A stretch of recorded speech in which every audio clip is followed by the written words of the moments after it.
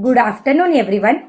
On behalf of Women and Young Members Excellence Committee of ICI, it is my pleasure to welcome you all to the Yashaswini and Idol Series 89. Yashaswini and Idol is a Wednesday series of programs conducted by the WYMEC for the Women CAs and by the Women CAs.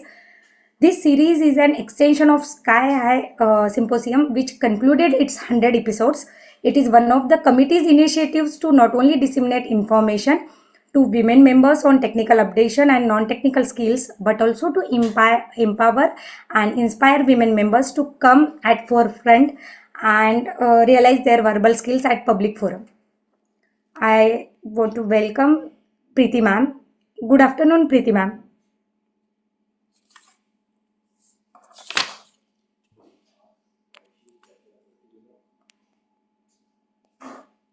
Pritham is not there. Please continue. Okay. Okay. Our first session speaker is CA Jhalak Parikh ma'am. CA Jhalak Parikh is a fellow chartered accountant with over 10 years of experience specializing in system audits, income tax, company law matters, and project finance. A partner at leading CA firm, she is actively engaged with ICI through seminars and publications alongside her professional excellence. Welcome, ma'am.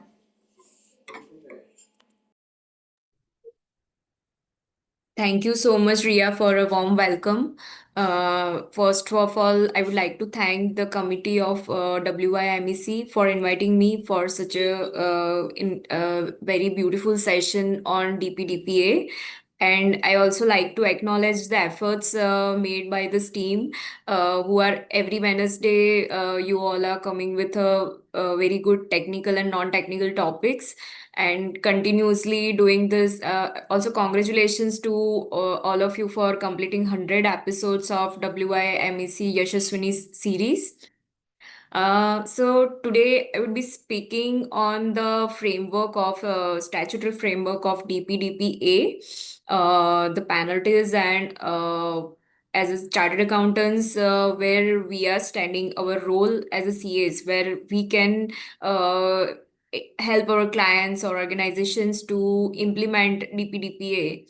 So we all know that DPDPA Act has come up in 2023, and in November 2025, DPDPA rules has come. But today, as we are speaking today, still there are many clarities which are lacking in the DPDPA Act itself and rules also.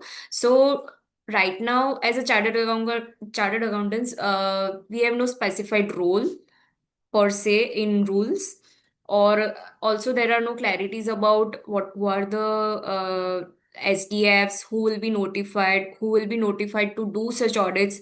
But of course, as a chartered accountants, we are doing this work since ages. We are doing audits, we are conducting internal audits, risk management audits since ages. So today what we can do is to help our client get ready for this DPDPA act or rules. And as and when this rules actually comes up, we would be the first person who can help our clients to implement that or help them mitigate the risk at the most. I would like to share my PPT here.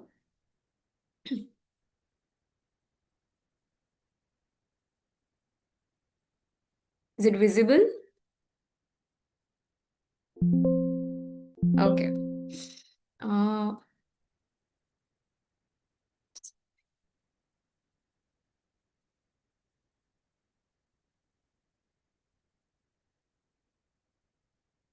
So, before we dive into the sections and obligations, let us first understand that what kind of law DPDPA actually is. So, this is India's first enforceable digital personal data protection law. So, unlike earlier information technology law, it is not a IT law. This is basically a governance law. So, it is not actually where the technical expertise of a person is needed to implement this rules or act. But as a professional, it requires a due diligence or a control or risk or a gap analysis, which we as a chartered accountants are positioning ourselves as. So, unlike IT rules or privacy policies, this law carries direct financial penalties and regulatory oversight. So, for many years, privacy in India was largely policy driven. Companies had privacy policies, consent checkboxes, disclaimers, but there was no real enforcement. There was no real enforcement of how you just have checkboxes which says you just take I agree and you agree to all the conditions without even there is specification what data you are agreeing to share, what data will be processed. You just need to compulsorily check those checkboxes in order to access the applications. So DPDPA Act is a enforcement risk act where you need to be specific, you need to be consent driven. So this is a completely different act than what IT Act was. So, from a CA's perspective, this shift is very similar to what happened when we moved from service tax to GST, or when we moved corporate governance from Companies Act 1956 to Companies Act 2013. So, initially, all businesses underestimated those laws as a procedural, but over the period of time, they realized that the non compliance had financial and reputational consequences as well. Let me give a simple example. There is a mid-sized trading company which says that we are not a tech company. We only collect data of customer phone numbers and email IDs. So under DPDPA, this is still a digital personal data. And once it collects, stores, or processes digitally, then this law applies. So the exposure does not depend on the turnover alone. It depends on what data you process and how responsibly you govern it. So this is where CAs step in to correct false assumptions.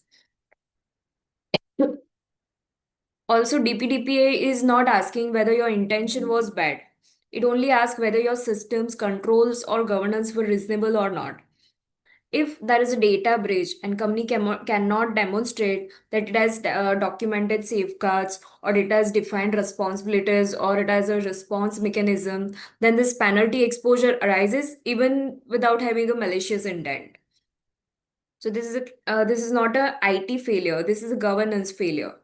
So that is why we said that this is not a IT law, it is a governance law. So why this matters to us as chartered accountants? So as a chartered accountants, we are trained to interpret law into compliance frameworks. We are trained to design internal controls. We assess risk and we document adequacy of risk this controls. So DPDPA exactly requires this set of skill. This role is this webinar is not about turning CAs into some IT expert, but it is about understanding how this data protection has become a compliance and risk discipline, much like taxation, audit, or corporate law. So, with that context, let us now understand why DPDPA naturally falls within the professional domain of chartered accountants and where our role as a chartered accountants begin. Many people initially assume that data protection is either a legal issue or an IT issue. But in reality, DPDPA sits squarely in between both IT and legal. It is squarely sits between governance, compliance, and risk management space, which we as a CAs has already been doing. So the act does not talk about servers or firewalls or software tools. It talks about the accountability, control, documentation, and reasonable safeguards. These are the same concept we apply in tax compliance or internal audits or corporate governance. Let me clarify this with an example.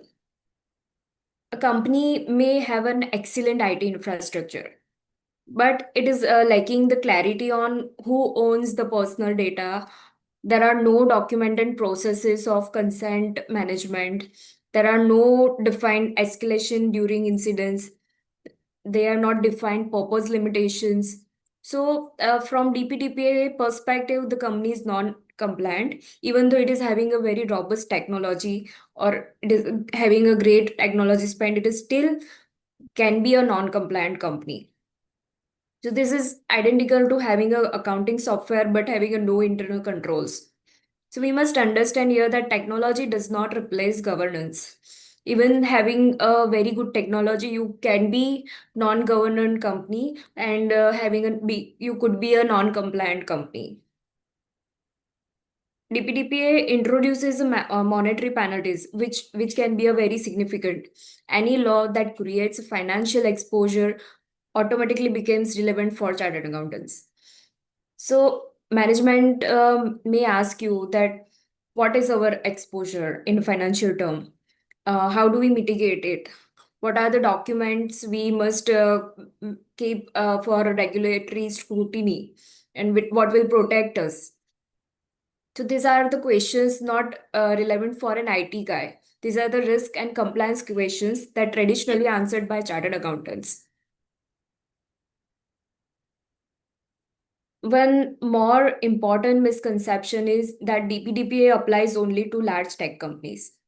In reality, think of your regular clients like a hospital or an educational institute or a trader or a trader with a CRM system or a professional firm like CA firm. So all these are somewhere they are possessing a personal data in a digital form. So all those could be your clients. They are all relevant for DPDPA Act. So DPDPA does not care about what industry you are working in. It only cares about how responsibly you are handling the data, the personal data. As a CA, we are already performing applicability analysis under tax laws, control assessment under audits, compliance mapping under multiple statutes. So DPDPA simply adds a data governance as another compliance layer. Our role is to interpret statutory intent, design implementable compliance structure, and help management demonstrate that accountability. Once we accept that DPDPA is a fundamentally governance law, the next logical step is to understand the basic architecture of this act and the key who are the key players involved in that. So under DPDPA, there are basically three major players: data principal, data fiduciary, and data processors. Who are data principals? So the person who owns the data is a data principal. So any alive person who is whose data is stored or has been processed, which could be a customer or an employee or a vendor contract or even a website visitor. If that data identifies any living individual and is handled digitally, then this individual is called a data principal. Second major player is a data fiduciary. So the entity who accepts this data or who asks for this data, and somewhere it is storing it digitally and it is processing, either stores it or processing it, then that person is a data fiduciary. So in all business cases, your client would be probably a data fiduciaries and not a data principal. So for example, there is a manufacturing company who collects employee data, or there is a trader firm who is having a CRM, customer relationship management software employed in their organization, or there is an hospital who is collecting patient data, or if there is a CA firm who is collecting a client KYC information. So all these are data fiduciaries. So even if they are outsourcing processing to some other entity, they will still be the state data fiduciaries. And the responsibility of data still remains with the data fiduciaries. Then who are this data processor? So naturally, the one who processes data are called data processors. So they are processing data on behalf of data fiduciaries. So they are not data fiduciary itself. They are the one to whom only processing part of this data is given the response, who are responsible for processing the data. So these are the payroll processing agencies or cloud service providers or a CRM or HR software vendors. So one most important thing to understand here is here only the processing of data is outsourced, but the responsibility is not outsourced. Responsibility still remains with the data fiduciaries. So this is very similar to outsourcing accounting or tax filing to another person, where the statutory responsibility still remains with the person who is holding that with the principal entity who has the responsibility of filing this to a statutory authority. So what is this digital personal data?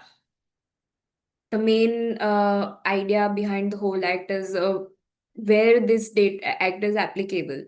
So DPDPA applies only to a digital personal data. It does not apply to physical data. Any data collected in a physical form, stored in physically, are outside the scope of this act.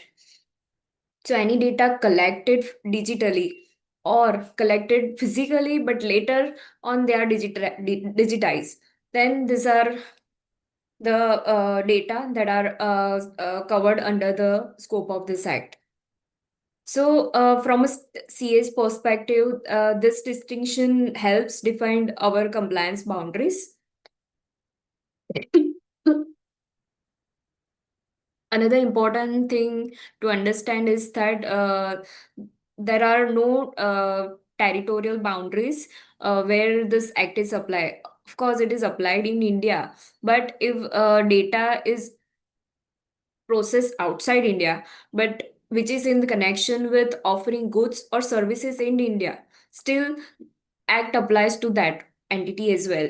So if you are purchasing something from Amazon.com, whose servers are lying in US, and they are storing data of Indian customer, then Amazon is also to Amazon Amazon is also responsible for this DPDPA Act. So we must understand where the goods and services are offered. If they are offered in India, even though it is offered from outside India, then also DPDP Act applies to them.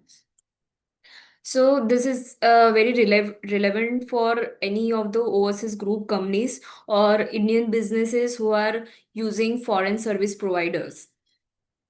So in practice, most DPDPA failure starts where you wrongly assume that business is only a processor and it is not a SDF, it is not a data fiduciary, assuming that your vendors are compliance responsible, very much compliant, and assuming that foreign hosting of data avoids Indian law. So our role as a CAs is to correct role classification and scope as soon as possible, just like we do under GST or income tax.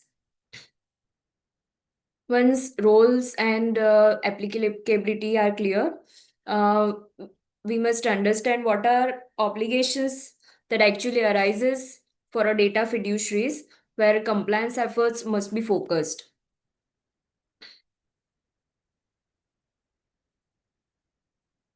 Now that as we understand what who are the data fiduciaries, let us look at what the law actually expects from data fiduciaries. So the obligation under DPDPA are principle based. The law does not prescribe technology tools. It prescribes outcomes and accountability, which are very much familiar territory for chartered accountants. The first obligation is that your personal data must be processed for a lawful purpose. In most cases, this purpose is backed by a consent. Uh, so as I said earlier, consent under DPDPA is not just a checkbox. It must be informed, it must be specific, it must be freely given, and it must be capable of being withdrawn. Informed in a sense, you cannot just say for a that you cannot just say that it is automatically implied, and you cannot just put a privacy policy on a website saying that whatever data is entered, then there it is implied that you have consented for that storing and processing of the data. It must be informed. You must take a consent. It must be specific. So it cannot be generic. Like we may use it for any purpose that we may think fit. It must be specific that we will use it for marketing purpose or to give you a good experience of your personal choices. So it must be specific. It must be freely given. You cannot say that if you will not accept uh, the specific consent, then will not give you access to the app or any of the services. It must be freely given. And there is also something called right to erasure. Like there is as easy it is to give a consent, there must be a specific mechanism very easy to withdraw that consent as well. So, from a practical perspective, businesses fail not because that they are not given this, they are not having a privacy policy, but they fail because their purposes are too broad or their actual usage is not even matching what they have disclosed. This mismatch creates regulatory risk. So, there is concept called data minimization and purpose limitation. So expects business to collect the data only what is necessary and use it only for the stated purpose. Let me give you a simple example. If a trader collects a customer phone data or email ID for its delivery instructions, and later on the same vendor is using it for the marketing, then this is not a consent driven mechanism. So that is called a purpose limitation. You must use data only for the purpose you have defined or for which you have consented, asked for the consent of a customer. You cannot use it for other than those purposes for which you have not asked for the consent specifically. So this is not a technical issue. It is a process disciplinary issue. So law requires data fiduciaries to implement reasonable security safeguards. Notice the word reasonable. The standard is not a perfection, and it is also not talking about the perfection. It is about defensibility. You must be having a defense mechanism there. Any breach happening is not always a non-compliance. If you have a safeguards implemented, then you can also represent and you can ask for the remedies. This is exactly how we are implementing inter-control systems in our organizations. So every data fiduciaries must also have a grievance redressal mechanism. There has to be a defined channel, a responsible person, and a documented timelines. Many businesses already have customer grievance mechanism implemented. DPDPA just requires them to be aligned with specific data related complaints. In practice, non-compliance rarely arises because a company deliberately violated the law.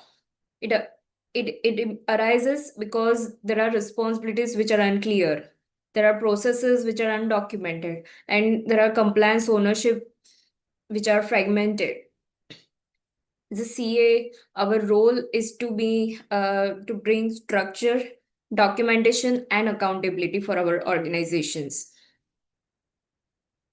Once these core obligations are understood conceptually, the next challenge is to implement them through consent design and process mapping.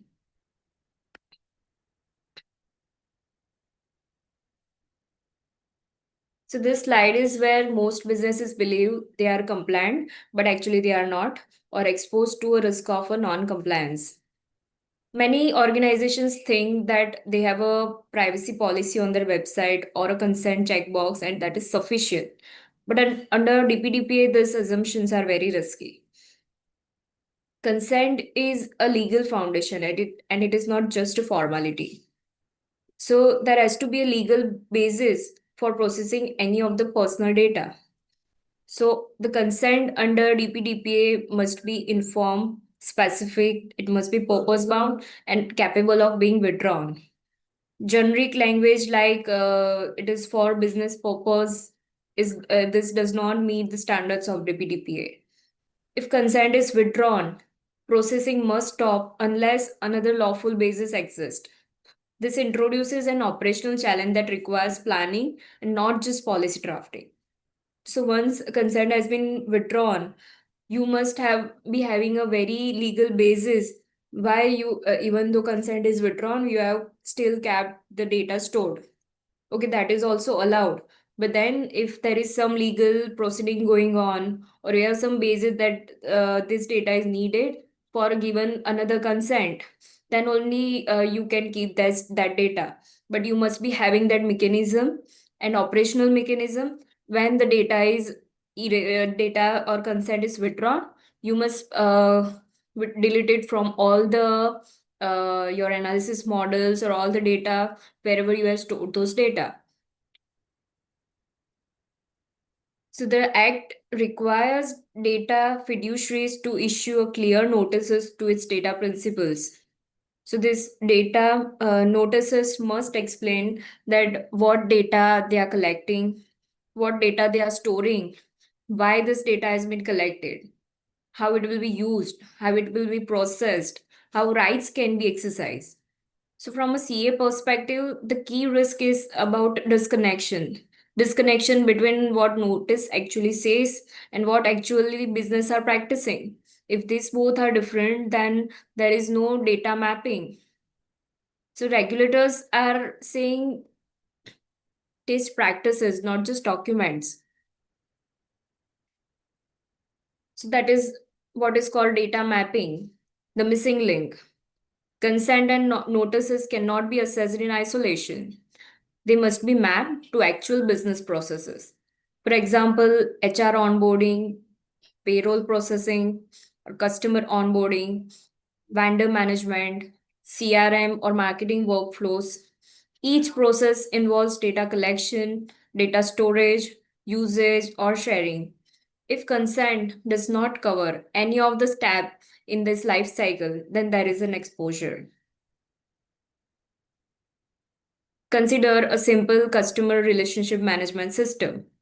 If customer data was collected for order fulfillment and later the same data is used for promotional messages, if the original consent did not cover marketing, the second use of marketing or sending promotional message is a non-compliance. So this is not a system failure. It is a process governance failure. So what we as a CAs can do a value addition here. We are uniquely positioned to map business processes, link them with the lawful purposes, and also verify consistency between these notices, contracts, and operations, and maintain the evidences of actual compliances. So this is some similar to documenting under internal controls or transfer pricing. Once we understand what is this consent and process mapping, the next critical area is what happens when things go wrong. Things go wrong.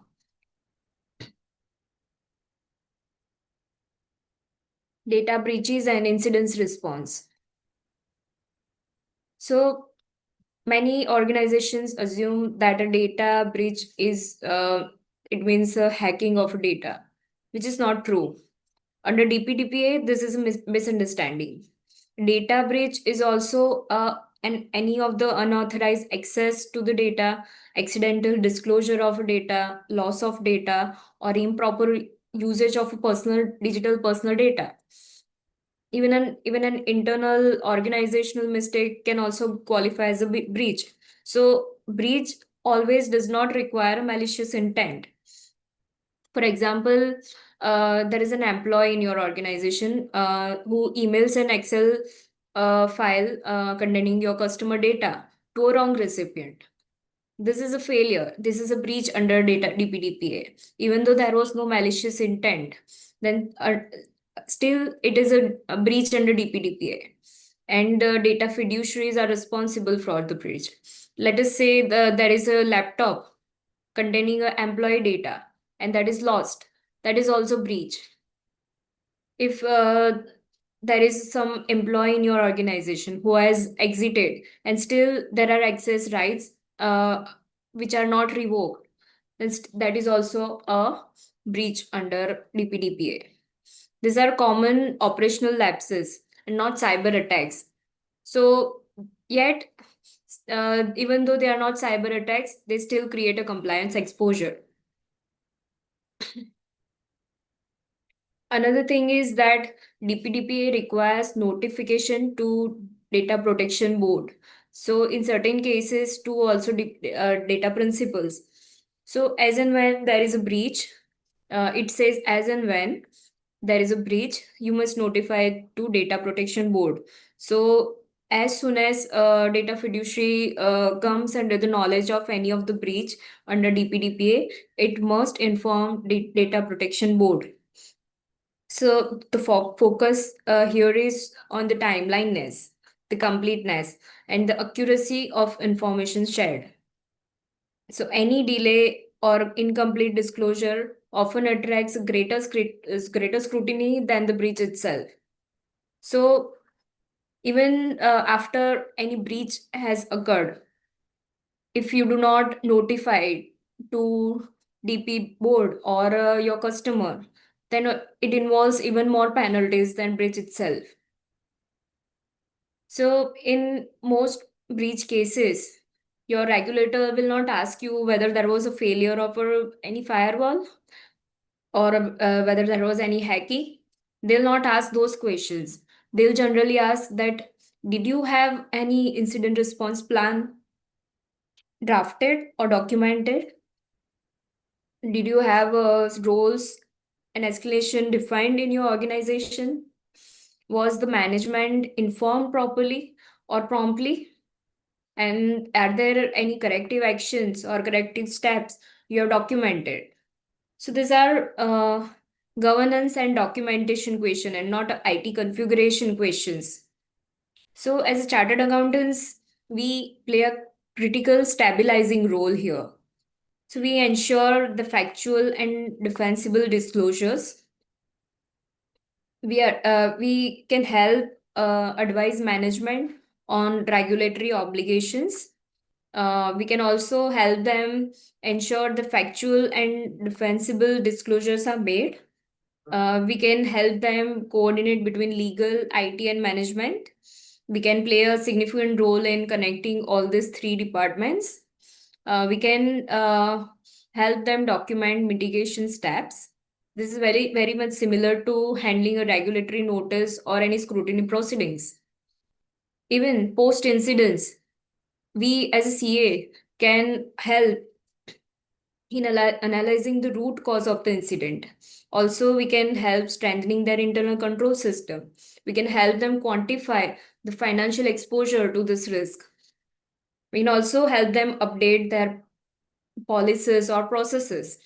So, well documented corrective action against any of the security breach reduces exposure to the future penalties, which where we as chartered accountants can help.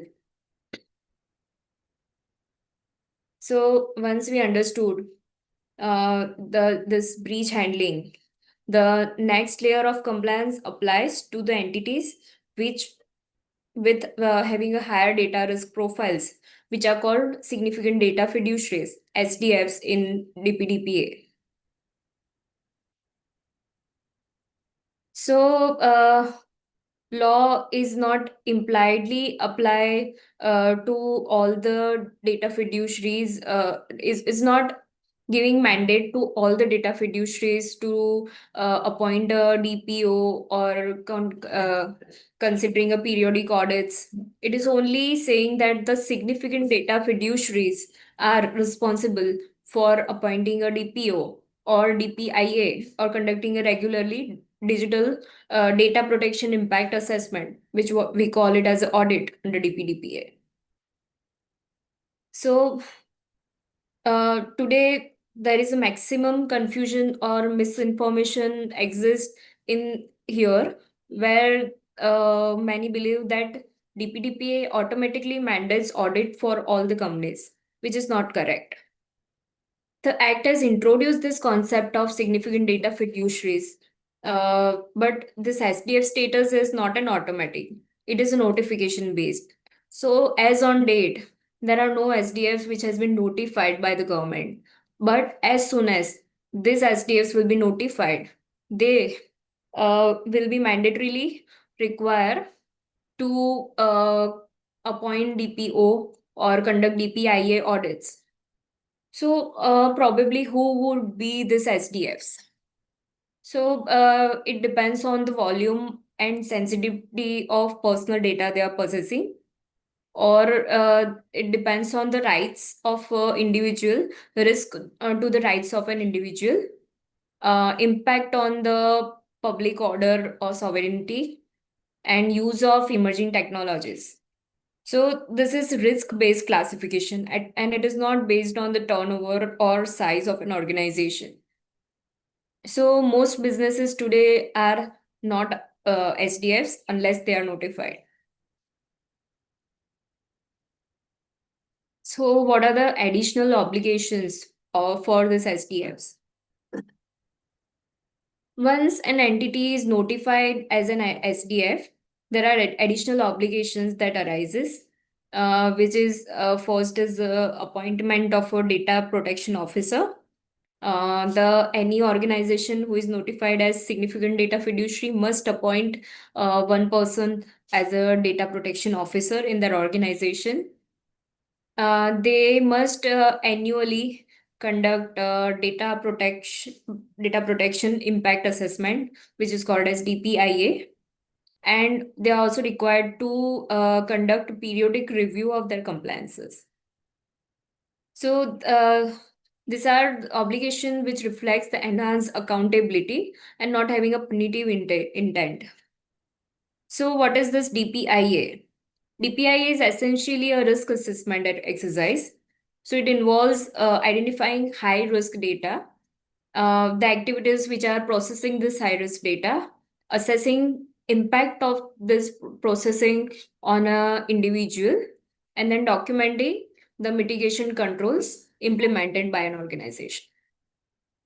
And it is very similar to internal audit risk assessment or enterprise risk management frameworks. So it is not in the nature of what we can say VAPT audits or penetration test audits. It is more likely a risk assessment exercise that we are doing since ages.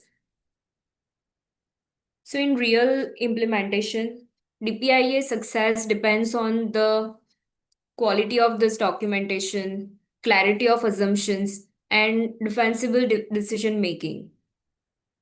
The objective here is to show that management has thought risk and mitigations, and not that risks are eliminated at all. It is just about readiness of management to mitigate those risks. So, as a chartered accountants, we are well placed to conduct this SDF readiness assessment or support DPIA documentation, advise on their governance structure, and to ensure them independence and conflict safeguards. So, opportunity today lies in the preparedness and not premature certification or audits. So now that we understand that SDF obligation, the next very question is that everyone asks is about audit and assurance under DPDPA, and is it mandatory today? So no, today there is no DPDPA audit which are mandated. And even the CAs are also not anywhere defined in this DPDPA that they can conduct this DPDPA audits. Let us understand by the slide.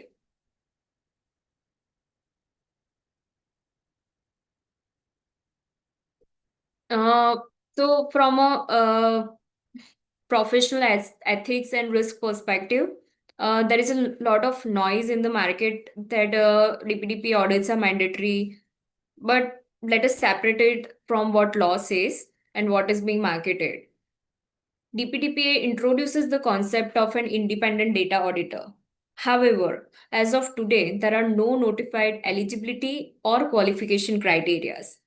There are no prescribed audit scope or frequency, and there are also no notified reporting formats or standards. This means there is no operational audit framework in force today. So, what we need to do today? So, there is no requirement for all businesses to undergo DPDPA audits, no obligation to submit audit reports to Data Protection Board, and there is no universal certification requirement. So, any claims that suggest otherwise is legally premature today. So, what we as a professional must be careful about. We, if we are offering statutory DPDP audit today, then we are exposing ourselves to a professional misconduct risk or a client misrepresentation claims or any regulatory credibility issues. So this is similar to issuing an assurance even before the standard is notified. So what we can do legitimately today? While statutory audits are not notified, advisory and readiness work is fully legitimate. So CS can assist in compliance gap assessment. You can help them mapping their process in and gap assessing. You can help them structure their governance. You can help your clients implement control or design controls. And also make your clients to be prepared early for DPIA audits that may be notified tomorrow. You can help them review their internal compliances. So these are non-assurance engagements which are clearly scoped and documented. So though we cannot conduct assurance assignments, we can definitely conduct non-assurance assignments. So our credibility lies in being conservative, accurate, and future ready. The right approach is to say that the audit framework is coming. We will help you prepare responsibility until it is notified. So once we understand audits, the next logical concern for management is penalties and financial exposure.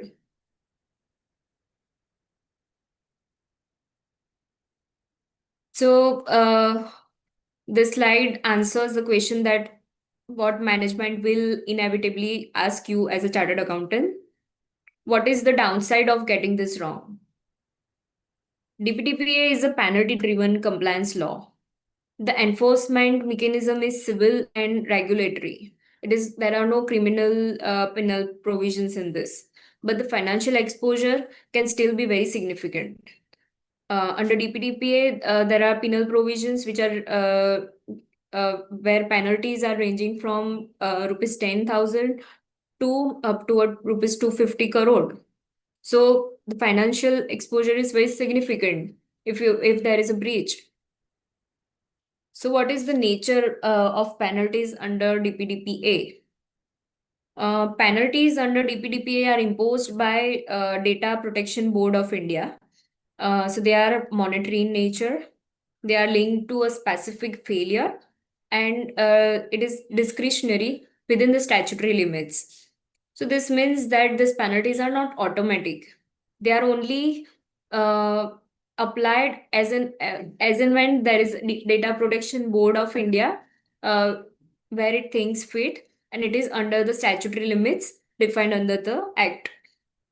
But also, these are also not theoretical. These are practically applicable today. So it is not just on a paper today. Even though there are no SDFs who are notified today, still penal provisions are practically applicable today itself. So typically, what are the defaults that attracts penalties? From a practical standpoint, penalty arise not from the isolated mistakes, but it arises because of the systematic governance failure, which is like there is failure to implement reasonable security safeguards. There is failure to notify data breach in a timely manner. There is non-compliance with obligations relating to children's data. There is a failure by SDF to meet enhanced obligations. So notice this pattern. These are failures of controls, processes, or oversight. So how this quantum is determined? Uh, Act itself has defined a quantum for different types of breaches, but Data Protection Board considers several factors while determining the final penalty, which are like nature and gravity of this breach, duration and recurrence of this non-compliance, whether this breach was preventable, whether any mitigation steps had been taken, and the degree of cooperation with the regulator. So this is very similar to how penalties are evaluated under other regulatory frameworks like income tax or GST or company law matters. So documentation and conduct matters as much as the incident itself. So in many cases, the reputational damage, customer trust loss, and business disruption cost are far more than the monetary penalties. So boards are increasingly being very sensitive to this non-financial impact. So this is where CA's advisory role becomes very critical. So as a chartered accountants, we can assist management in identifying penalty exposure areas or quantifying any of the risk in a financial terms. We can help our clients in advising our clients on cost effective compliance prioritization or helping management demonstrate a good faith and diligence. So a well documented compliance effort is often the strongest defense. Having understood the statutory obligation and penalty exposure, the final question is where chartered accountants can practically and ethically position themselves in this evolving landscape. So, this slide is all about where we, as a chartered accountants, can help our clients. DPDP is not creating an overnight audit market. It is creating a long-term governance and compliance opportunity for CAs who approach it correctly. Where the immediate opportunity lies. So today, most legitimate or valuable services CAs can offer includes analysis and gap assessment. We can also help our clients design a privacy governance framework. We can also help them prepare the compliance documentation or registers. We can also conduct due diligence of their vendors or data processors. And also we can advise or support during any of the breach or incident or interacting with the regulatory authorities. So these are the services which are advisory in nature and well within our professional competence. So as the regulatory framework evolves, opportunities will expand into SDF readiness and DPIA support as well. We might also be obliged to conduct this compliance review, which are required to be done periodically by SDX. And also we can uh, play assurance roles once the standards or eligibility are notified. But the professional who is prepared early will be best placed when these formal mandates arrive. So, what CAs should avoid? We should avoid selling mandatory audits prematurely. We should also avoid issuing assurance without having any statutory backing or making a compliance guarantees. Our strength as a CA lies in credibility and conservatism. To be effective in this space, CAs should focus on understanding data lifecycle and business processes, or strengthening documentation and control evaluation risk skills, and collaborating with legal and technology professional without overstepping their roles. DPDPA rewards structure thinking more than the technical expertise. So, DPDPA, my final take is that DPDPA compliance is not just a checkbox exercise, it is a governance discipline. So, as chartered accountants, we are uniquely positioned to bridge between the law, risk, and business reality. So, those who approach DPDPA with patience, ethics, and preparation will define the professional standards of tomorrow. If what The final remark I would say, if something GST has taught us, is that the first phase of this GST Act was a confusion stage. The second stage was a compliance stage. And the third stage was the professional consolidation stage. So we are right now in the first phase of this DPDPA, where there would be a confusion. There are many premature decisions that we are taking today, but it will evolve. It will evolve over a period of time. But we as CAs must be prepared today, and we must show preparedness towards future compliances. So that is all from my side. Uh, Thank you so much. I would like to invite if anyone has any questions.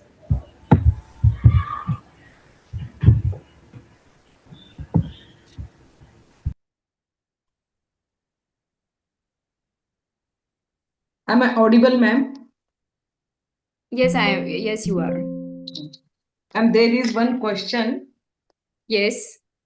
If data is collected on paper by use of forms, then it is input into the system by the fiduciary. How should we specify consent be obtained?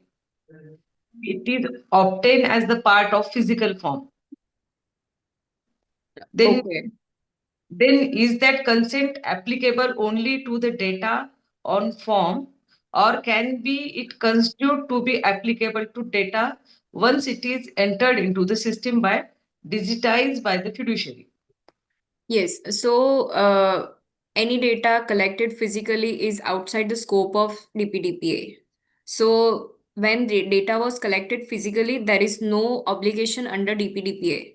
But as and when data is digitalized at a later stage, you are obliged to all the rules and regulations under DPDPA.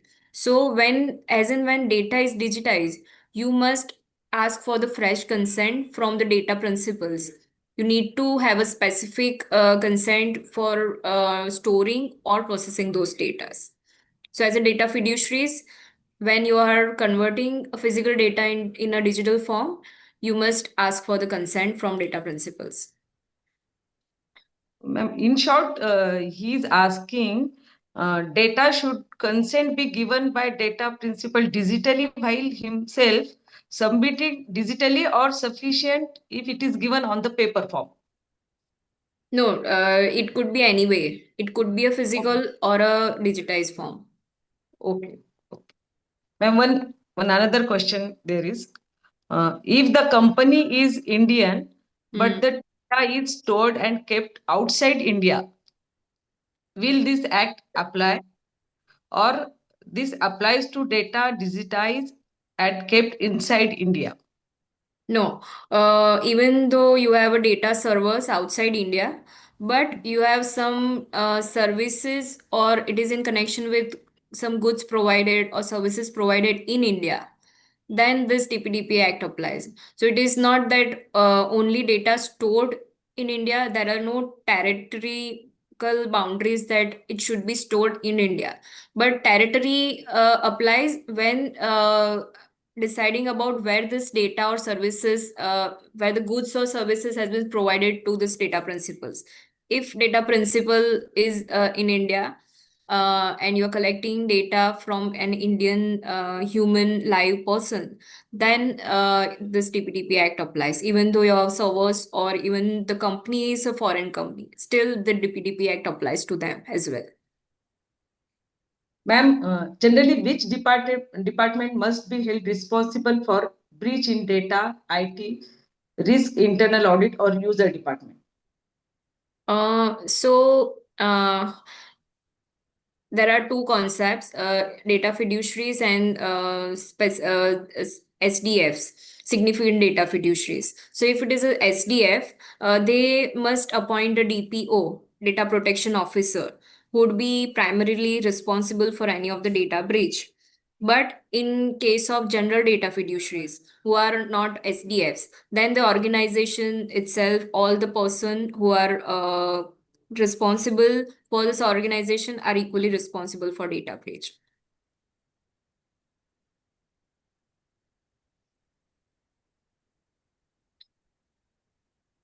Ma'am, one audience is saying wonderful session. Very Thank you interesting so much. session. Thank you so much. Any other questions, audience?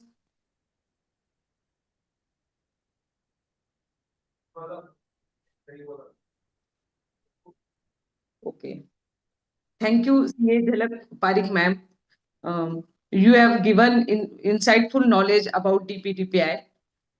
Thank you all members attending webinar. And I now hand over charge to CA Ashwini Vartak for next session. Thank you so much, ma'am, for the wonderful session. So, for the next session, we have with us CA Ashwini Vartak, ma'am. CA Ashwini Vartak, ma'am, is a chartered accountant with experience with 20 plus years of global experience in strategic finance, governance, and digital finance transformation. She is known for people centric leadership and advocacy for women's leadership and work life integration. With that note, I would like to invite Ashwini ma'am to take further session. Thank you, ma'am. Thank you, Himani.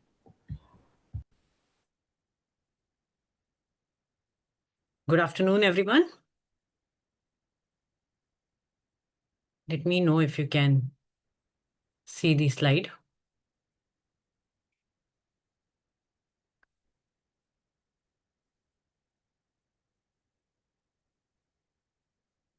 Okay. So good afternoon, everyone. I think it was a very good technical session on the DPDP Act, the recent developments and the implications they have on our functioning and working. Now, from there, I think let's move on to our work life and how we live our work and life in harmony or in balance. So when we talk about work-life balance, there are few challenges which every one of us experiences. Most importantly, it's about the expectations which are across, whether at home or at work, the constant changes which are happening, like the DPDP Act, the labor code which is coming in, the deadlines. The most important thing is always on the run, the pressure there, and managing multiple priorities. So to sum it, we normally have challenge in managing our time. We are always lost in what should we prioritize, whether it work or life, and we always juggle between these two things. Then there is a communication overload. In the digital world in which we live, normally at any point of time, we will have a lot of influx of messages coming to us at every single second. what is important, what is not important is very crucial when we talk about the work life balance. And most importantly, in the juggle between work, life, and time management, the thing which takes the least seat is the health and the well being. In today's world, it's not just about the physical health, but it's also about the mental well being. As we move forward, there are few common myths about work life balance. What is work life balance? Is it about spending equal time, devoting some fixed dedicated time for work and life? Then again, saying no. If we have multiple priorities, if we say no to a particular thing, whether in our personal life or in our professional life, it will impact our credibility. And most importantly, to prove our commitment, this happens more so on the work side also. We take more or more responsibilities so that we are always visible. However, the truth is, if we are talking about harmony, it needs we prioritize things, we build flexible boundaries, and allocating our time as well as energy. It's about creating the equilibrium and not just dividing the time.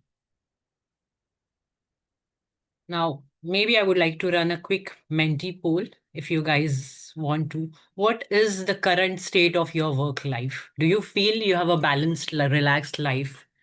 You're stressed, you're refreshed, you're always with full of energy to take on new ideas, or you're mindful and very well settled about what you want to focus on your.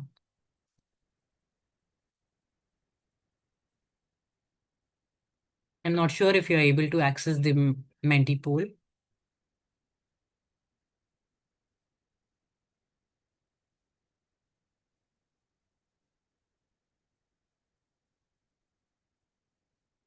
Any response from anyone if it's the QR code here, or you can just put the code in the menti.com.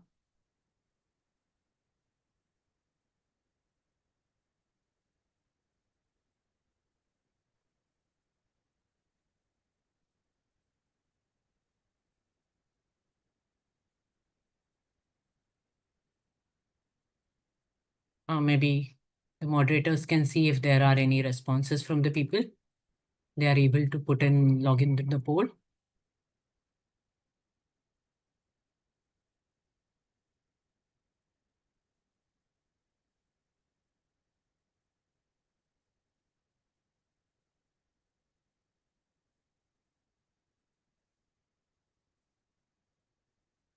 Okay, let's move on to the next slide. Why balance alone doesn't work. When we talk about the traditional work-life balance, I mean, when we started off maybe early in our career, we only had two priorities, maybe spending time with family and managing our work. But when we talk about balancing only these two priorities, it doesn't work because as we grow on, whether in our life or in your career, there are different phases we all go through. And that is where the priorities of life change and balancing alone doesn't work. Now, why shift the focus from balancing our work life to harmony? One of the key factors of focusing on harmony is integration. When we talk about work life, they do not stand independently in today's world. They are interconnected, and treating them separately will only keep us juggled between what is right now, whether work or life. But integrating them together will help us build a harmonious way out. Just to give an example, I remember a few years back when I was working with one of the CFOs. He said, in today's world, work life are an integral part. So it's sometime in office time you want to do something which is urgent on your personal front, might as well take that time off and do it. And same applies for the work. If there is something urgent you have to do late, provide that time to manage the work. And this is the way we balance our time and energy in ensuring that both are integrated and we live in harmony with together. Second most important thing is alignment. What alignment requires is understanding what we want and where we are. And that's where it's very important to know that what are our values, what actions we are taking, and how they are helping us to be better. Having this alignment helps us to make the right decisions when we need them. The third and the most important aspects of harmony is the trade-off. Trade-off implies nothing but how do we invest our time and energy.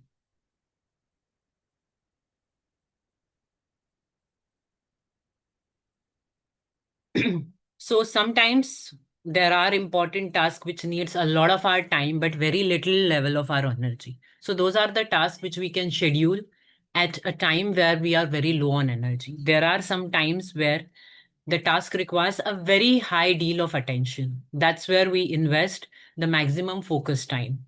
So in harmony in a nutshell means integrating our work and life priorities, aligning them with our objectives, and ensuring that we invest our time and energy properly. Now, the biggest question is how do we do it?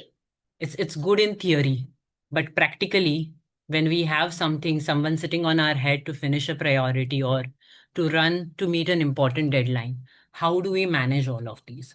So there is a few three-step framework which I would explain, which can help us set the right context of harmony and balance in life. Most important thing is setting the goals.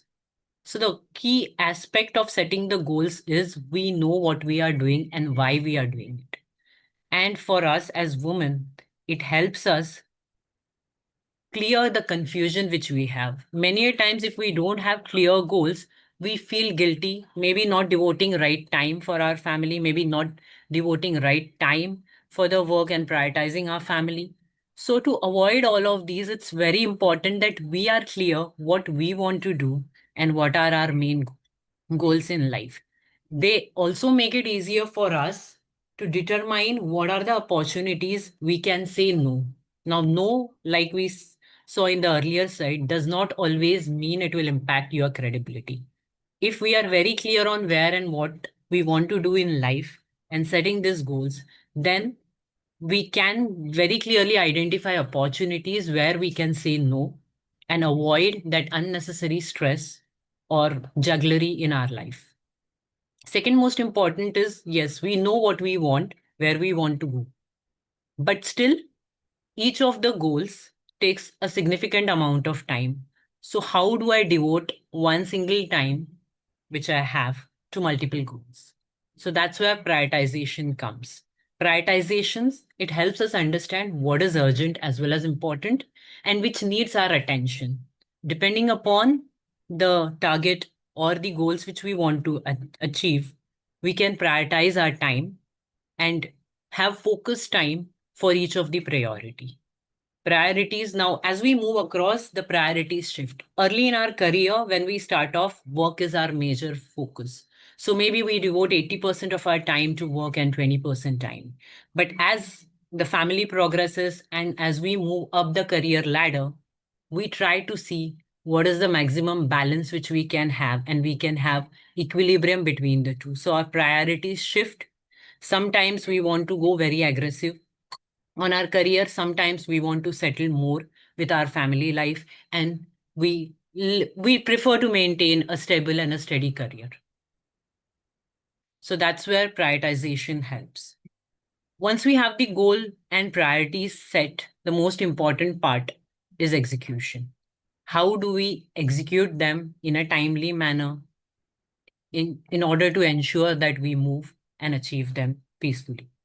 The most important thing in this is three key aspects. One is understanding the linkages between the goals and the expectations. Goals are what we decide we want to achieve in the life, taking into consideration the expectations of people around us, whether in work or in our personal life or in our social life. What are the expectations of people? Understanding those and having a uniform approach towards aligning them is what is key when it comes to the execution.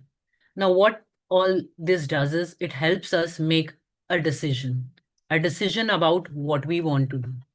And once that decision is clear, we can move on to our path of execution. Now, the most critical thing in execution is measurement. Once we have set the goal, for example, in 3 months' time, I want to take my work to the next level. I want a promotion or I want 10 more clients. How do I go there? What are my priorities? How much family time, how much my social life, and how much of other priorities will impact me? Once we have that clear and put down an action plan, most important thing is every single day to track how we are moving towards the goal. If at any point of time we see that there is a conflict or there is a challenge in execution of the goal, we will go back to the goal setting framework and rework and reprioritize it. Okay, now when we talk about goal, there are multiple goal setting frameworks which exist. I would briefly take through the 4 frameworks which I normally try in my life. One is the wheel of life. Now, wheel of life, I'll just move on briefly to the next slide. Wheel of life is the most important framework. What does wheel of life mean? Wheel of life means there are multiple areas in our life which are important. So it doesn't focus only on career. If you look at the wheel of life, it has multiple areas. It will be financial, it will be social life, it is spiritual life, family life. So all the areas are important and we set goal in each area of life. Now, on a face, it would look very complicated. How can we sit down when we are already struggling with time and we have very little time to devote to ourselves?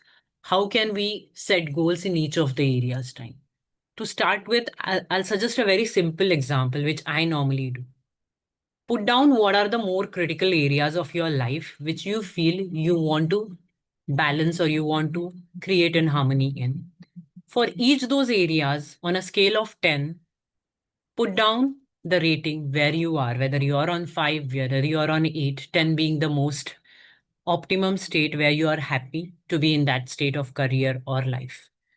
And once you put down all that, plot it on a circle, and then you can see it will not always be a circle. To have a circle is the most ideal phase of life. But when we actually draw our own personal wheel of life, you'll find it is skewed up. And how do we then set the goals? So for setting the goals, the area where you have the least points is the starting point. Identify the bottom 3 areas of your life where you still need to work on. You're still not happy because that is the factor which pulls you out even from your other areas of goal. And that's the way the wheel of life goal setting works on. Going back to the previous slide, the other model is the Ikigai model. I don't know if some of you would have heard about it. It's based on the Japanese concept which talks about the reason for being. And it speaks about a way you can live your life happily and in harmony. There are 4 main ingredients to this. It puts down 4 important questions. What do I like or love? So write down all the things what you like or love to do. Second important thing is what does the world need from, and don't create this dependent list. These are all 4 independent lists. What does the world need? Depending upon your understanding and your knowledge of the world, what does the world need? Third important thing is what what what will the world pay me for doing this? And fourth important thing is what are the talents and skills I have to doing the things I love? Once we have all these 4 lists written off, the integration point is the point which is the Ikigai. If you are in a state of Ikigai and if you have identified your Ikigai goal, then the most important challenge or guilt or confusion in your life will be reduced to the minimum.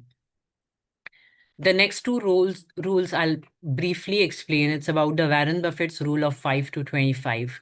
It talks about putting down the 25 life goals and then selecting the top 5 goals, because it may not be 25. We may have hundreds of goals in our life, and it's practically not possible to achieve each and every one of them at a single point of time. That's where, again, the prioritization comes, and we put down the top 5 goals, which are very critical and important for us.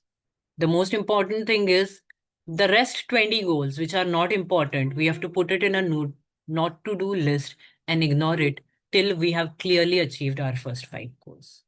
Another model is hierarchy of goals. Now, while putting down the goals, we may have put down maybe 10, 15 goals, but some of them may be related and we cannot ignore the things. So that's where the hierarchy of goal model helps. It helps us put down our short term, medium term, and long term goals and build that hierarchy so that at each stage of your life, or if it is a time frame, then over a period of time, what are the goals which you will achieve?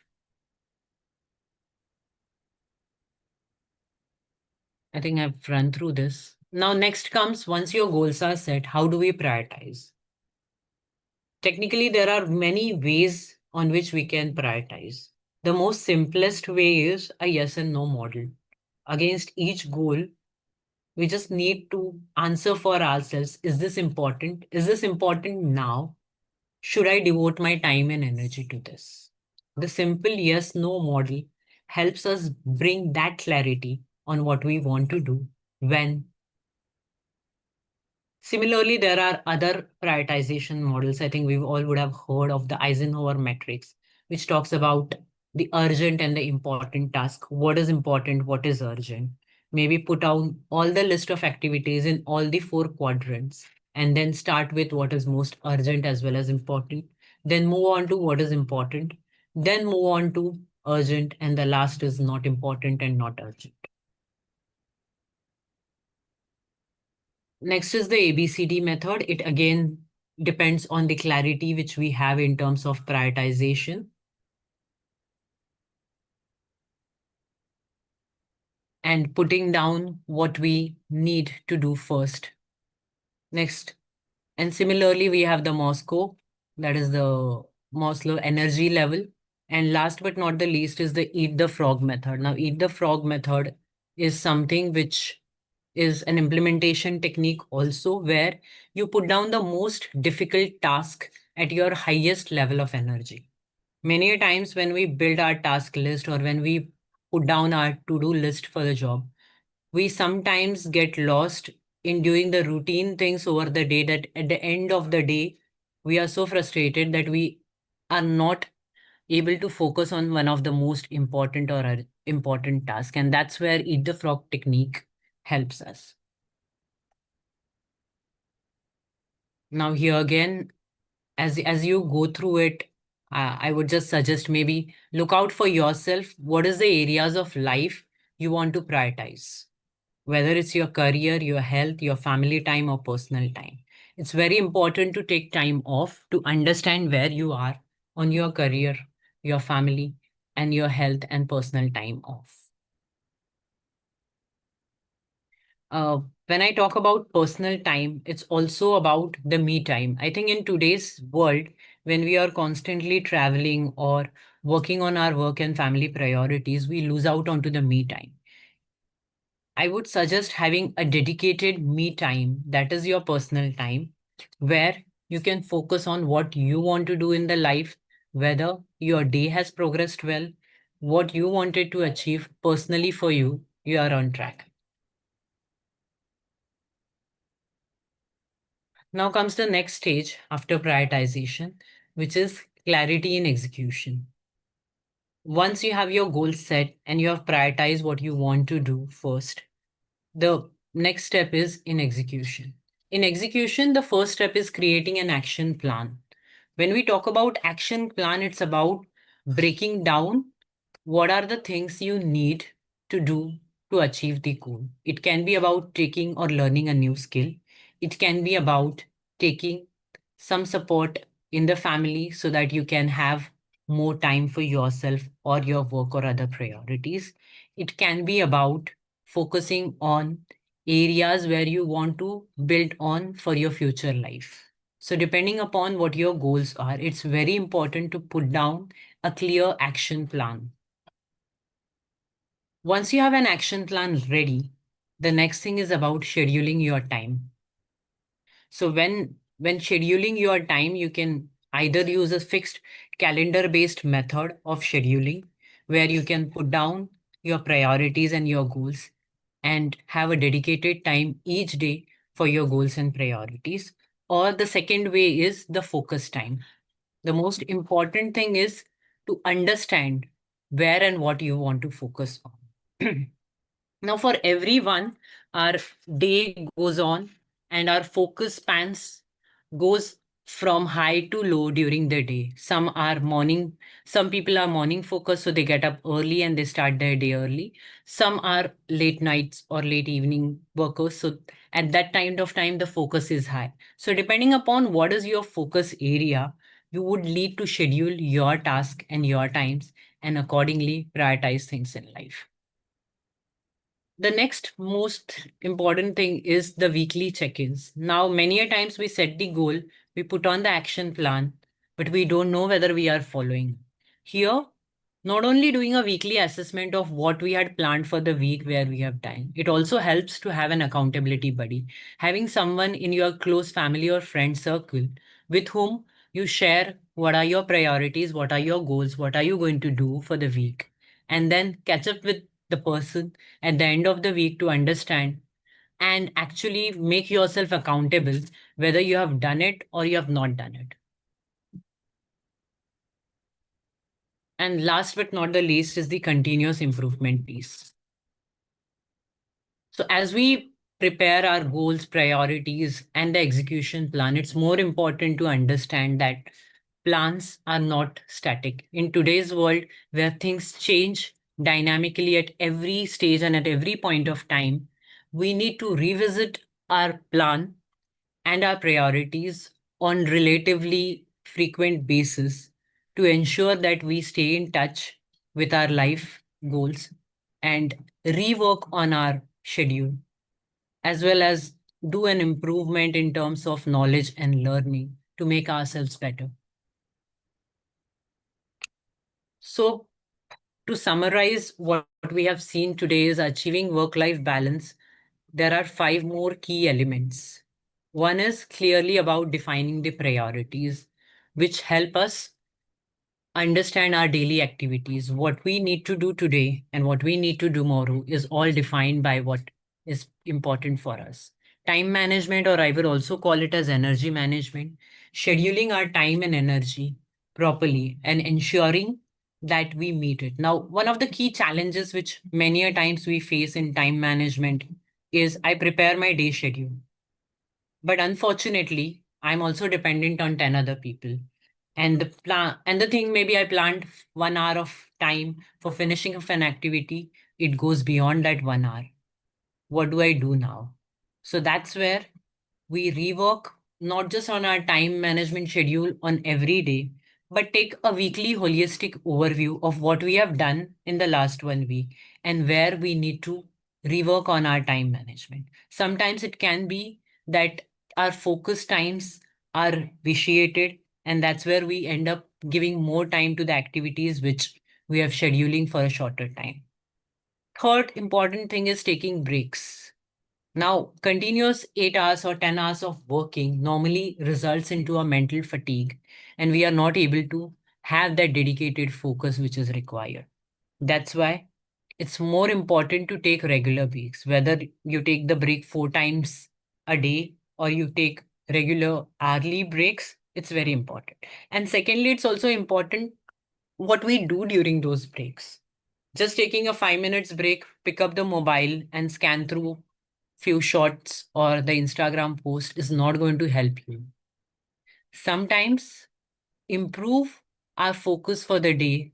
We need to plan an activity or something like an hobby, which is something which will give us more energy in a very short time. Something, it can be as simple as just writing few words, few thoughts for the day, or maybe sketching out something, or just watering a plant if you are at home or in your office. Something which gives you that more additional extra energy. And that is very important. When you plan for a break, it should be something which energizes, or having a very energized talk with someone in your professional or personal circle which can give you the momentum to carry throughout the day. Fourth and the most important thing is saying no with a smile. Now, there always comes a time where we have to say no.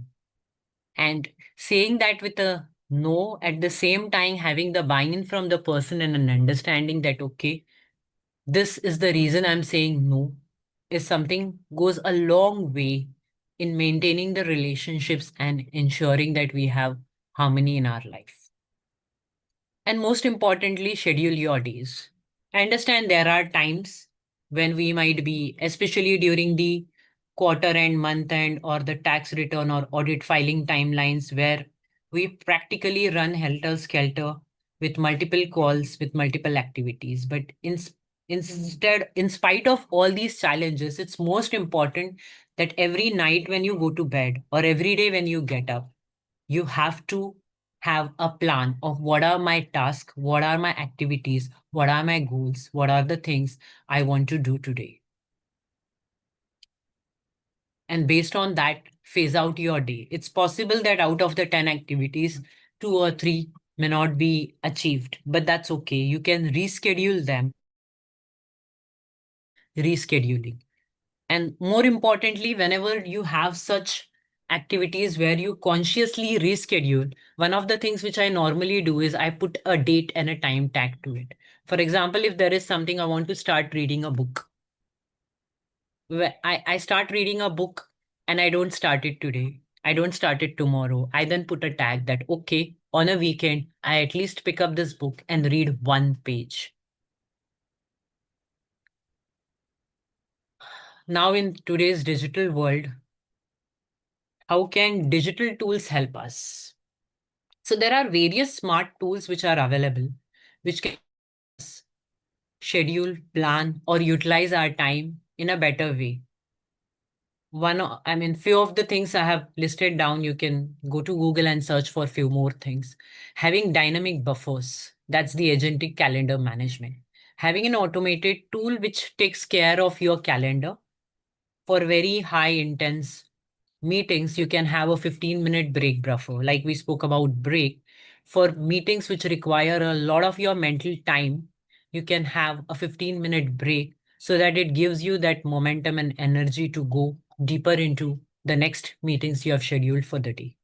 So there are lots of gadgets available. When using, of course, the gadgets online, be clear about the privacy settings, and avoid sharing your personal data and information. Next is the automotive administrative assistant. Now, today, we may not always have a time to sit down and put our checklist, but when we are traveling or when we are just going around doing maybe some housework, that time we can have, it's also available in Word or any other voice enabled system, that we just speak out what are the things which we want to do tomorrow, and it gives us a ready-made list, and then we can just scan through it and prepare it as our ready to-do list for the activities which we want to do to achieve our goals. Smart communication gatekeepers. Now, this is one of the most important thing today, where we hear a, s- a, a sound of a message or an email on our mobile or on our systems every maybe 2 3 minutes. It comes as a common distraction. So it's very important to keep only required notifications on all your gadgets during your work, and have an emergency protocol set in so that you don't miss out on some emergency priorities. One of the things which I use is, I'm a part of a lot of WhatsApp groups. What I normally do is I have zero notification voice enabled for all of the groups. Only on my personal important uh, communications, I have the notification alert so that I can check my mobile on intervals to address any priority or importance. So that's there are similar way many such gatekeepers which help us disable ourselves from the constant ticking of the mobile or the messages which come onto our gadgets. Now, running on to the next thing, sustainability. When we talk about sustainability, it's more to do with an ecology of our mental and a physical environment. How can it help? We spoke about breaks. One of the things about breaks is maybe take a casual walk. Most of the times we are sitting and working for long hours and we actually forget maybe to even drink water or go for a simple walk. So have a routine where you have these biometric meters, a tool that maybe once in an hour or two, I will just go around, have a walk so that I give that light exercise for my body and my mind to refocus on my task and also energize myself. Digital boundary. I think we spoke about it a little bit in the earlier slide also. When, sorry, this is about the virtual digital boundary. So sometimes when we are working from home, the challenge comes, we keep on working. I see it from many of my friends and colleagues that when we are working from home, we start our system at 8 o'clock in the morning and shut it down only at 8 o'clock, 9 o'clock, or 10 o'clock at night. And we are continuously on that with limited breaks for food and other priorities. So that's where have a routine of virtual commute. Time your day that, okay, this is my time for the day.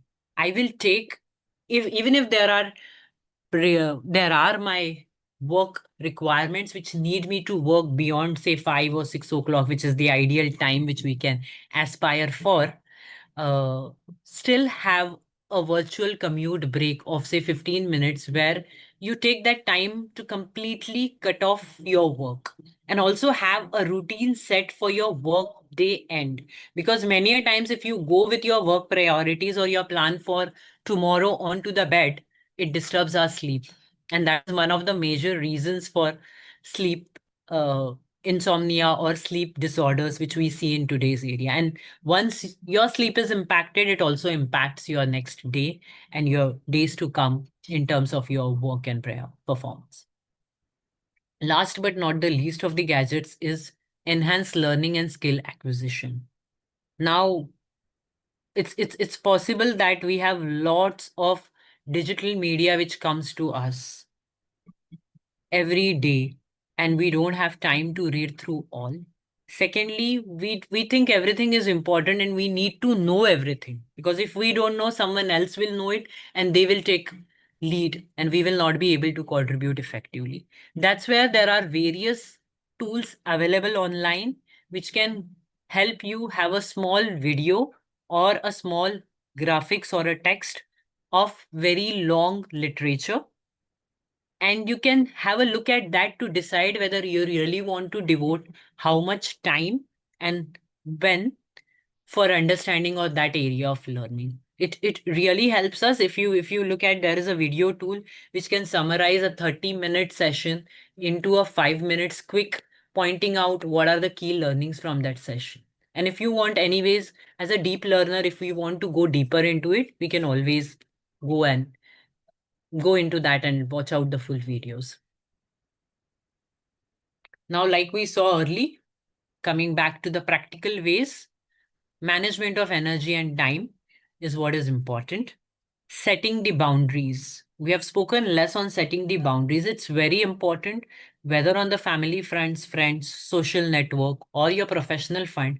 We put down the boundaries that, okay, whether it's on time or it's on energy or it's on area of work, that this is something which is acceptable, which is something which is not acceptable, and which can help us manage our personal time and help us reduce our stress levels.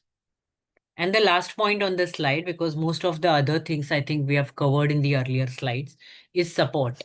Don't be afraid to ask for support.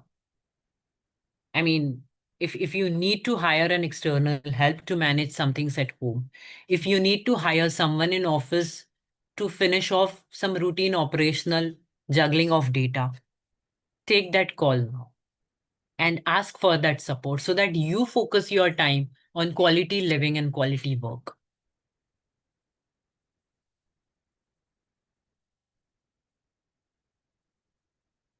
So here today, as we move towards the end of this session, I want each one of you to focus on what is your commitment to the work-life harmony, where you want to focus and what would you commit for yourself for the next 1 week, 1 month, or whatever the time horizon you want to keep in, whether it's about protecting your personal time, which would include prioritization of your health and mental well being.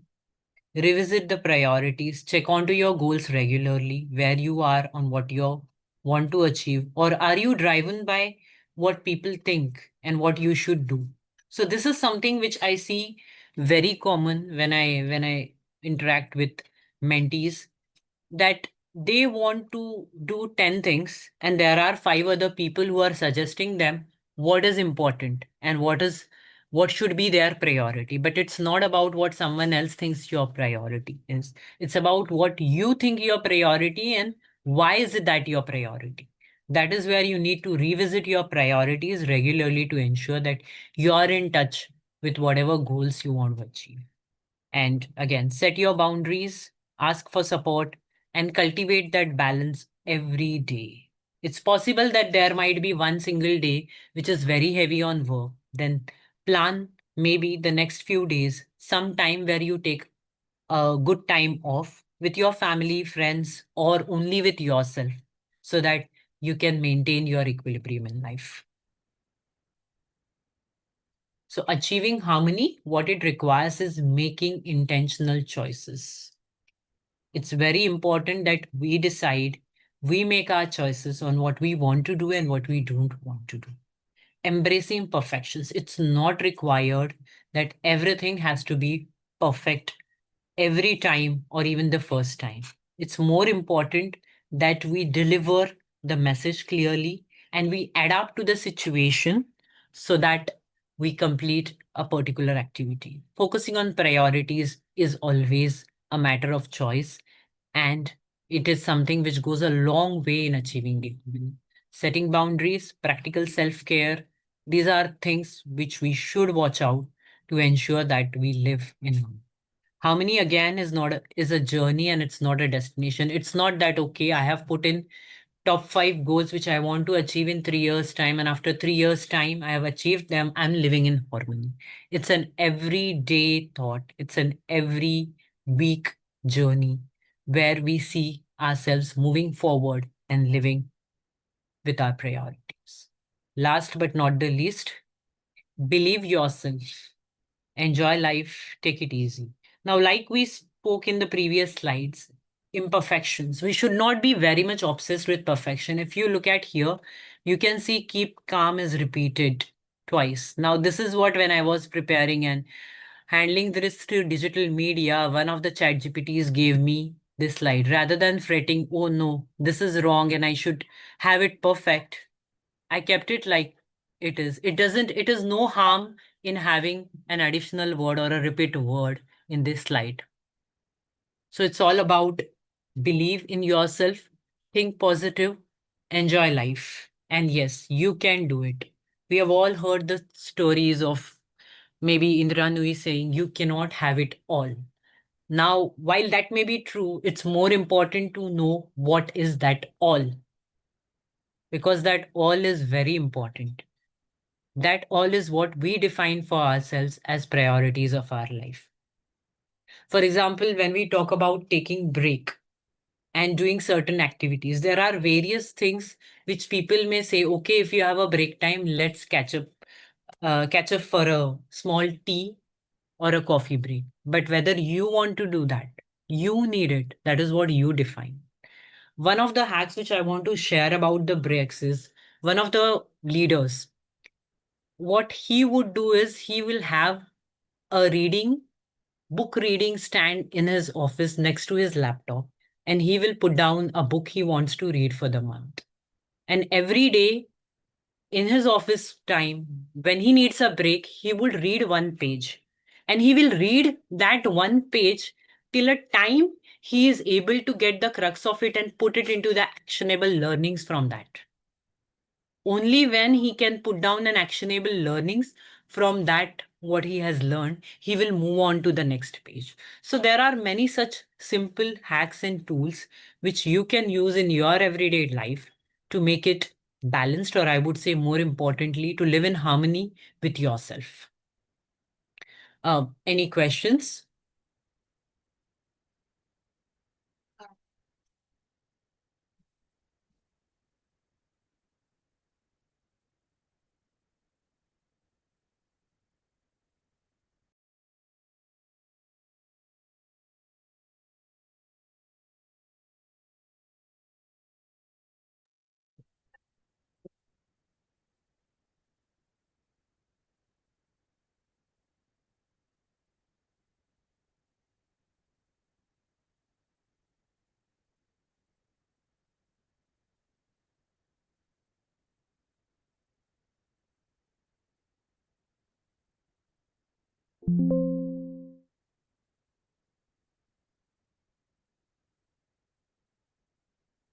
Yeah.